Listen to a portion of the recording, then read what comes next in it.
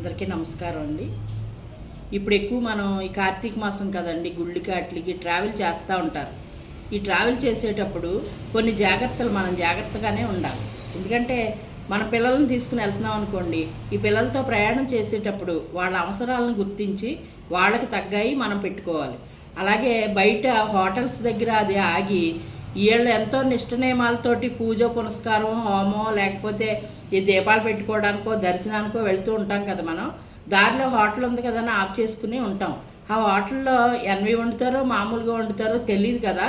వ్రతాలు పూజలు చేయించుకోవటానికి వెళ్ళేటప్పుడు నేను చెప్పేదండి, అప్పుడు మనం ఏం చేయాలంటే మనం ఎర్లీగా ఒక అడుగు ముందు లేసి కొంచెం ఏమన్నా టిఫిన్ లాంటివో లేకపోతే పిల్లలకు పాలని అటువంటివన్నీ ముందు మనం జాగ్రత్త పెట్టుకుని మన బ్యాగ్లో పెట్టుకుని రెడీగా పెట్టుకుని, వాళ్ళు చిన్నోళ్ళు బాగా చిన్నోళ్ళు అనుకోండి డైపర్లో, పెద్దోళ్ళు అనుకోండి ఏమన్నా టవల్స్ లాంటివి అటువంటివి కూడా పెట్టుకుని జాగ్రత్త